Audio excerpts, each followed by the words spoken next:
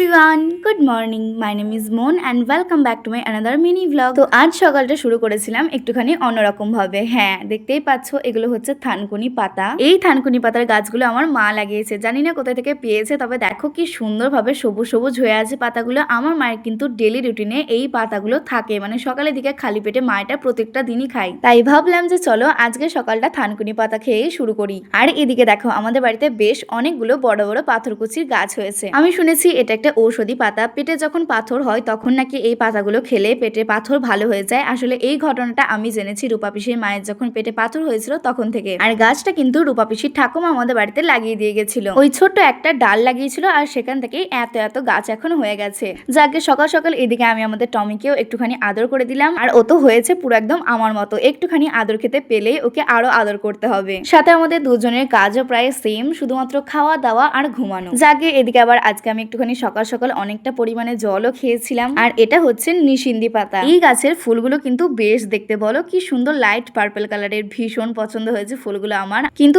এই পাতাটার আসলে কাজটা কি বলতো, এই পাতাটার মা বের করেছে এখন রস, যেটা এখন তৃষ্ণাকে খাওয়ানো হচ্ছে। বেশ কিছু বছর ধরেই ওর পেটে একটুখানি ব্যথা ব্যথা করে খাওয়ার পরে, যার জন্য প্রচুর রকমের ডাক্তার দেখানো হয়েছে, সাথে প্রচুর ওষুধও খাওয়ানো হয়েছে, কিন্তু তেমন কোনো কিছু ভালো আমরা ফল পাইনি। আর সেই জন্যই ওকে কোথাও একটা নিয়ে যাওয়া হয়েছিল। আর ওখান থেকে আমাদেরকে বলেছে যে ওকে 3 থেকে 4 দিন মতো নিশিন্দি পাতার রস খাওয়াতে হবে, সাথে কোনো রকম হলুদ দেওয়া খাবারও খেতে পারবে না। আর এদিকে আমার মায়ের কাণ্ডটা দেখো না, বাড়িতে সবাইকে পারলেই নিশিন্দি পাতার রস খাইয়েই রেখে দেবে। বনুদেরকে খাওয়ানোর পরে তো আমাকেও দিতে এসেছিল, কিন্তু আমি ওখান থেকে মেরেছি এক দৌড়। কারণ তৃষ্ণাকে যখন এই রসটা আমার মা খাওয়াচ্ছিল তখনই আমি ওর কাছ থেকে জেনে নিয়েছি যেটা কেমন খেতে, আর ও বলেছি ভীষণই বাজে খেতে। তো আমি তো ওটা আর খাচ্ছি না। আগে তারপর সকালের দিকে আমি যে ড্রিঙ্কটা বানিয়ে খাই সেটাই খেয়েছিলাম, আর তারপরে গেছিলাম নতুন হাট, যেটাই ভিডিও থাকছে নেক্সট পার্টে।